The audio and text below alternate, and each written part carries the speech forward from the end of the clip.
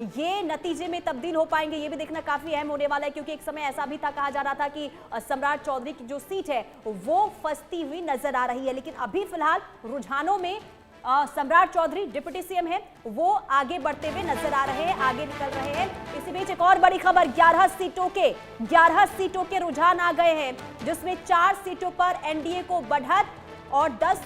सीटों पर, देखिए 10 सीटों पर एनडीए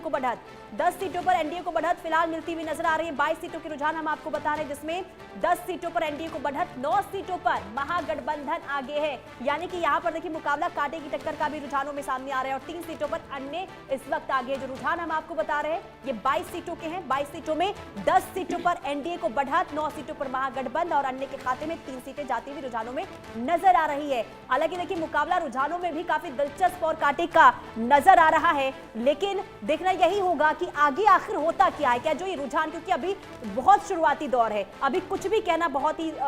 सही नहीं होगा, क्योंकि बैलेट पेपर की अभी जो गिनती है वो शुरू हो रही है। और जो रुझान आ रहे हैं बैलेट पेपर के हम आपको बता रहे हैं, 8:30 बजे के बाद ईवीएम की गिनती शुरू होगी। लेकिन इसी बीच एक और बड़ी खबर का रुख करेंगे। तारापुर से सम्राट चौधरी आगे चल रहे हैं, डिप्टी सीएम जिनकी सीट इस बार बदल दी गई, तारापुर से लीड लेते हुए, और अलीनगर से मैथिली ठाकुर आगे है। मैथिली ठाकुर जिन्होंने देखिए तमाम तरीके से यहां पर जब चुनाव प्रचार में उतरी तो कई विवाद भी देखने को मिले, लेकिन छपरा से देखिए खेसारी लाल भी इस वक्त आगे निकलते हुए नजर आ रहे हैं। खेसारी लाल भी जो टिकट बंटवारे को लेकर देखिए खेसारी लाल को काफी मनाया गया, क्योंकि पहले उनकी पत्नी को लेकर चर्चा थी कि पत्नी उनके चुनाव मैदान में उतर सकती हैं, इसके बाद उन्हें मनाया गया, इसके बाद चुनावी मैदान में वो उतरे हैं, यानी कि नामांकन से एक दिन पहले उन्हें टिकट दिया गया है। और अभी फिलहाल लीड लेते हुए छपरा से खेसारी लाल नजर आ रहे हैं, और काफी अहम है क्योंकि सब तमाम जो सीटें हम आपको बता रहे हैं, वीआईपी ये सीट जिस पर सबकी निगाहें टिकी हुई है, फिर चाहे तारापुर सीट की बात कर लेते हैं, छपरा की बात करेंगे, या फिर बात अलीनगर सीट की करते हैं, इन तमाम सीटों पर सबकी निगाहें हैं। क्योंकि अगर हम मैथिली ठाकुर की बात करते हैं, पहली बार और काफी कम उम्र की ये हैं, और ऐसे में इन्हें जब टिकट दिया गया कई सवाल भी उठाए गए, जब चुनाव प्रचार में उतरी तो कई विवाद भी निकलकर सामने आए थे, और ऐसे में अभी रुझानों में तो आगे हैं। तारापुर से सम्राट चौधरी भी आगे निकलते हुए नजर आ रहे हैं, और हमारे साथ देखिए मेहमान भी जुड़े हुए हैं स्टूडियो में। सबसे पहले मैं आपके पास आऊंगी राकेश जी, अभी तक जो रुझान सामने आ रहे हैं इसे लेकर क्या कहेंगे? देखिए, जिस तरह से अभी जो है बैलेट पेपर का गिनती चल रही है, और ऐसी स्थिति में अगर 22 सीटों के रुझान आए हैं, जिस तरह से 14 सीटों पर जो है एनडीए और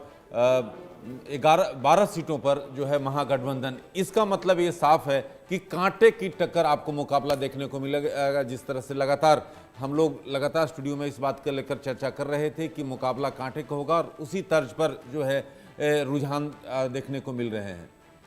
अच्छा राकेश जी, एक बात ये भी बताइए कि ये जो रुझान है वो नतीजों में कितने तब्दील होंगे, इसके लिए तो थोड़ा इंतजार करना पड़ेगा, लेकिन जो महिलाएं हैं जिन्होंने वोट काफी ज्यादा डाले, जो जेनजी जिसने जंगल राज नहीं देखा, कहीं ना कहीं क्या ये सत्ता परिवर्तन के लिए जेनजी ने वोट डाला, ये आज पता चल जाएगा। और कहीं ना कहीं क्योंकि जंगल राज तो देखा नहीं, तो जितना जंगल राज का ढिंढोरा एनडीए ने पीटा, कितना प्रभावित जेनजी को कर पाया, ये भी दिलचस्प है जानना। देखिए, जहां तक एमवाई की लगातार हम लोग जिक्र कर रहे थे, महिला और यूथ की, महिलाओं ने जिस तरह से भारी संख्या में जो मत का प्रयोग किया है, आखिरकार ये महिलाएं किस तरफ गई हैं? नीतीश कुमार के पक्ष में गई, जिस तरह से एनडीए का कहना है कि महिलाएं जो हैं उनके पक्ष में, वहीं महागठबंधन खासतौर पर तेजस्वी का दावा है कि उनके पक्ष में। जेन जी की जहां तक बात करें, यूथ की बात करें, जिस तरह से पलायन का मसला लगातार जो है तेजस्वी लगातार उठाते रहे थे, तो क्या जो है ये यूथ अगर तेजस्वी की तरफ गए हैं तो आपको काफी रोचक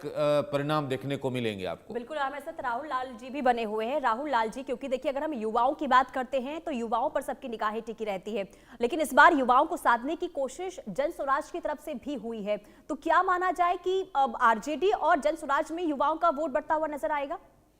देखिए, जन स्वराज के तरफ भी युवाओं का वोट आएगा। देखना पड़ेगा कि जन स्वराज, चूंकि अचानक से चुनाव के बाद जब सीटों की घोषणा उन्होंने की, तो जन स्वराज जिस ऊंचाई से तेजी से पूरे इलेक्शन कैंपेन में नजर आ रहा था, वो